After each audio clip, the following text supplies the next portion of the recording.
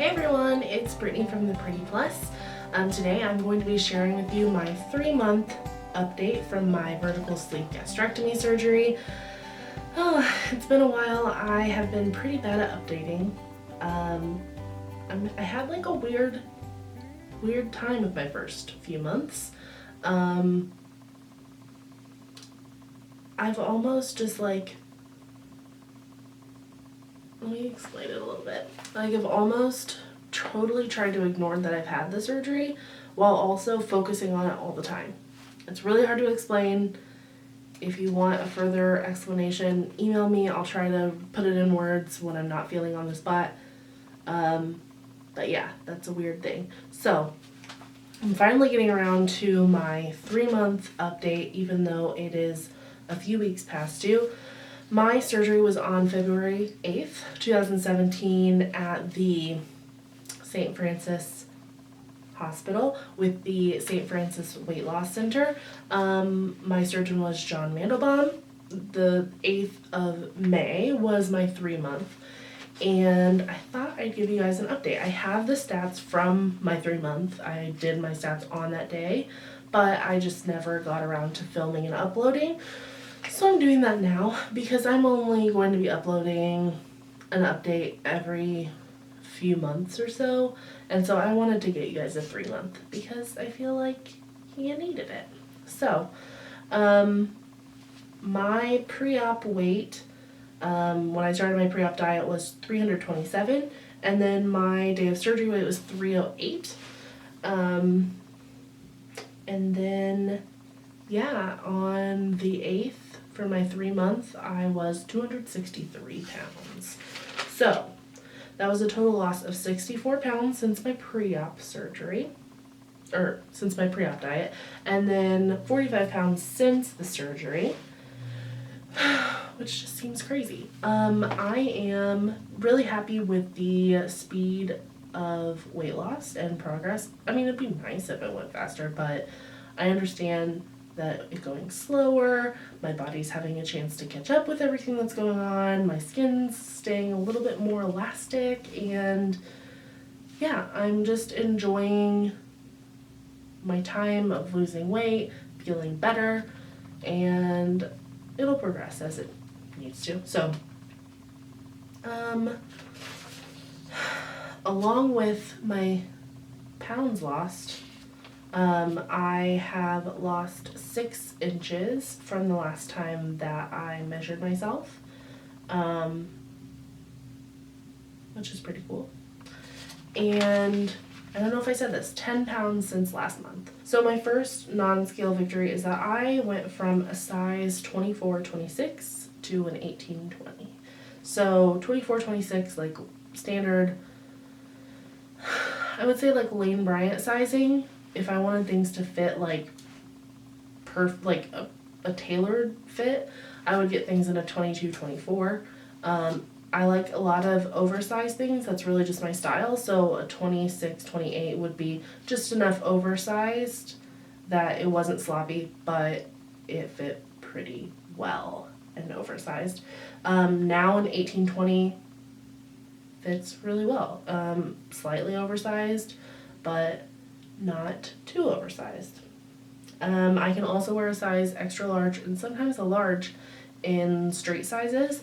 If you guys know Eileen Fisher, the brand, I'm basically an extra large in her clothing, and some Gap, Old Navy stuff I've moved to an extra large instead of an extra large or a plus size, which has been interesting and exciting. This shirt that I'm wearing is from Gap and it's an extra large. The size difference is definitely noticeable even when the weight loss doesn't show it, so that is something I find exciting, is that I'm moving different sizes. However, I'm having a hard time separating from some of my favorites. Clothing that I know really shouldn't be worn anymore. I've had the problem mainly with jeans, where I will put them on like after they've been freshly washed and dried so that I think that I can wear them, and I really can't. Like, I put them on, and within, like, no joke, 5 minutes, they're literally falling off of me. So I need to go ahead. I'm actually doing some closet sale type of things. I'll leave links for that type of stuff below. For you guys, if you've started at a bigger size than me and are interested in like 22, 24 type of sizing, I have a lot of that. I sell on Poshmark a lot, so I'll leave that information below. But, yeah, there are just a few things that I've had to part with. My favorite jeans being one of them, and my favorite striped shirt. And I had like t-shirts that they're just Ava and Viv from Target, but they were like staples in my wardrobe because I have a pretty casual wardrobe. That I had a 4X in them, and I was just wearing them, and I just realized like they just looked horrible. So I actually moved to a 2X in them, and the tank tops I went from a 3X to a 1X. So again, sizes, it's very different.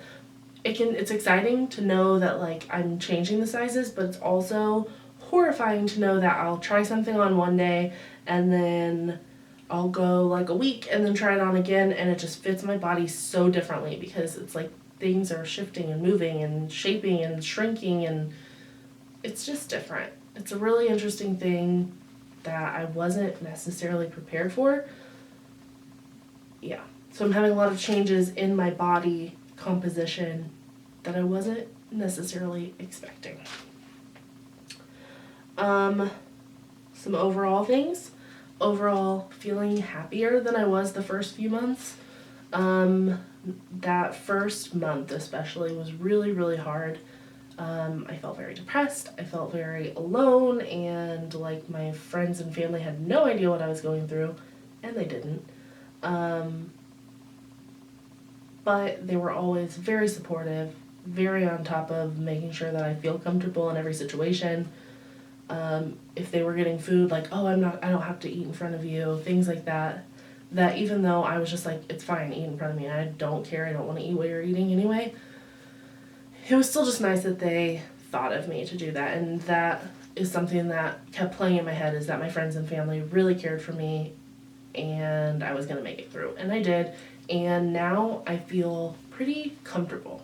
Like, I'm eating 3 to 5 ounces of food at a time, in a normal diet. Don't really follow too many restrictions, except for I don't eat a lot of bread in general, but I do have a little bit every now and then, and I don't have alcohol yet. I don't feel totally against it. At first I was thinking I would probably go a whole year without it, but I'm not sure. I'm gonna play it by ear. I'm definitely not gonna go out and get drunk or something. But if I'm, with a few friends and I want a glass of wine, I may try it. Not totally against it. So that's where I stand on that. And I had my first dumping episode. I've not experienced dumping. I was actually at a restaurant with my husband. I got a plate that was over full. It was like a buffet at a casino. That's a very important part. I got a plate, not over full, mainly protein, a little starch and some vegetable, but mainly protein. And I knew that this plate was probably housing about 8 ounces.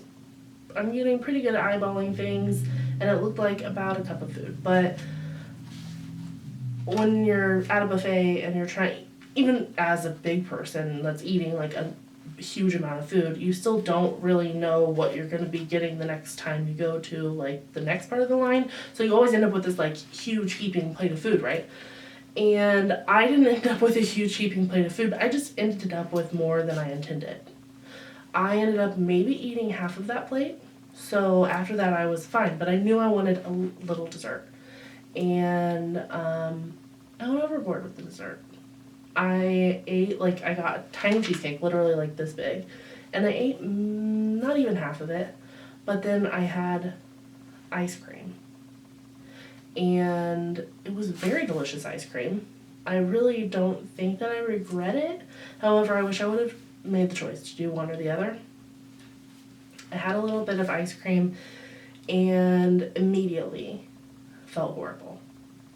I probably had 2 ounces of this ice cream. So if you're like keeping track of the ounces that I've had, probably about 7. And I'm used to having 5.5 at a maximum, like full capacity. And it was not a very wise decision. But it was a learning experience. I will not do that again. I ended up being like, I have to go to the bathroom. I went to the bathroom and I thought that I had to like have basically diarrhea is what I thought was going to happen. I ended up vomiting like 3 times. And I felt immediately better. So I wasn't like punished for long, so that was nice. But that dumping syndrome again is when your body immediately needs to get rid of whatever you've put into it. And so that happened first and only time. Yeah, not great. Don't recommend. On a scale of 5 stars, I give it a 0. Wouldn't want to do that again. But I'll be honest, it'll probably happen again because I'm still a fat kid at heart, and when I'm hungry, I'm still hungry like everyone else is. I get hungry now, and I'll just be like, oh my gosh, I want to eat everything in here. And then I'll have like 3 bites, and I'll be like, okay, I'm so full. But this time I really did just let it take over, and I'm sure that everyone has that experience at least 1 or 2 times within their first 3 or 6 months, you know? Whatever. Anyway, my other things that I want to tell you are some of my favorite things right now. The first one is still lattes. I made a joke the other day that I'm living off of lattes and cheese, and I could say that's pretty fair. But it's missing popcorn. I like popcorn. I get a 100 calorie pack, and it'll take me usually a while to eat, and I just miss snacking while I'm like watching TV or blogging or something in the evening. So popcorn, besides the fact that I've always loved popcorn, it's a munchy food that it's in a 100 calorie pack. I know that I can't go super overboard, and I'm not a carb counter, so I really don't think about that as much. More of a fitting my macros type of person, and popcorn does it for me. And lattes do it for me real good. Skinny vanilla latte with non-fat or 1% milk, depending upon, and it's delicious. Say nutritious. It gets some protein in there, so, but it's like a delicious treat. Yes, cheese, still cheese, always cheese. Any kind of cheese, really. I just like cheese. Tilapia. There is a tilapia that I really love from Sam's Club. Excuse me. If you see Sam's Club having a like fresh seafood setup where they will put the fillets into a paper bag type of situation for you, put in some like butter and herb type of things, and then they'll seal it up, or they'll let you seal it up at home. You can stick veggies in, whatever. It basically steams inside this bag and cooks in the oven, or you can cook in the microwave too, which is pretty cool. And it's delicious and lots of protein. And yeah, like I like it a lot. And the tilapia is so good. And the other thing that I just tried recently, so this isn't really my 3-month favorite, but it is a favorite of mine right now, and that is the Target bacon wrapped chicken stuffed with cream cheese and jalapeno. Now, I'll be honest, the ones that I've had so far do not have very much cream cheese or jalapeno in them, but the bacon and the seasonings and everything together, delicious. It's a great quick meal, good protein source, a little bit different than your regular like boiled or grilled or crock pot chicken. I recommend. And then my last thing is a very exciting one. It is Tang. It's a kick in the glass. Do you remember when you were kids and you had Tang?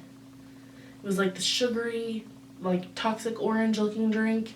Well, they make it in the like single packets that are sugar free, and they taste very, very, very similar to the regular Tang. I really like it because punny, it is pretty tangy, and something I find that I miss from drinks is like a tang, like a zesty citrus kick. Like even when I have like those mixers that are, I don't know, Kool-Aid or Hawaiian Punch or lemonade, they just don't have that at the end, and the Tang ones do, and they're so good, so I recommend those. But that is all I have to share with you today. I thank you guys so much for watching. If you want any information on the things I spoke about in this video, I will have my blog post linked below, and you can click on it, and I'll have links to the favorites that I talked about, clothes, the whole shebang. I'm gonna post it for you so you can just easily click there. If you have any questions about VSG surgery or want to talk to someone who's going through it, hit up your girl and I'll be happy to talk to you. You can find me on social media at The Pretty Plus on Instagram, Pinterest, Twitter, and Facebook. And I'll talk to you guys soon.